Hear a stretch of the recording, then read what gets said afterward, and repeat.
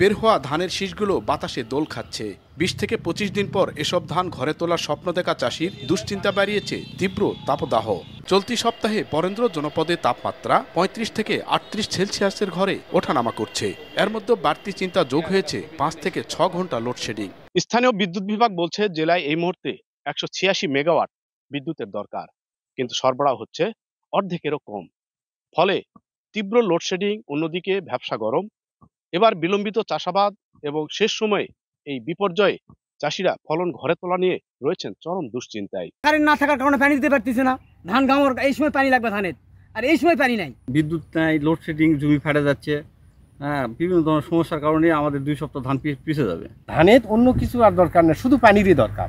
বিদ্যুতের অভাবে সেচ দিতে না পারায় ধানের জমিগুলো ফেটে চৌচির হয়ে যাচ্ছে। এদিকে সকাল 10টার পর থেকেই বরেন্দ্র জনপদে বাড়ছে তাপমাত্রা। এবার মৌসুমের অন্তত 1 মাস আগেই এ জনপদে নদী নালা ও বিল জলাশয় শুকিয়ে গেছে, ফলে নিচে নেমে গেছে পানির স্তরও। কৃষি বিভাগ বলছে এতে কৃষিতে নেতিবাচক প্রভাব পড়ছে। 1, 2, 3 ঢাকায় জমি জিতে নিন 100% ক্যাশব্যাক সহ 20 কোটি টাকার পুরস্কার।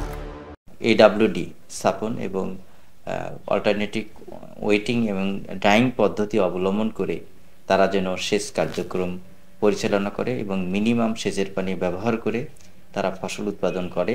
এই সকল বিষয়ে আমরা কৃষকদের প্রয়োজনীয় পরামর্শ দিচ্ছি। চলতি বুড়ো মৌসুমে জেলায় 1,92,000 হেক্টর জমিতে ধানের আবাদ হয়েছে। বৈশাখের দ্বিতীয় সপ্তাহে এসব ধান কাটামারাই শুরু হবে বলে আশা কৃষি বিভাগের। এমআর রকি, সময় সংবাদ, নওগাঁ।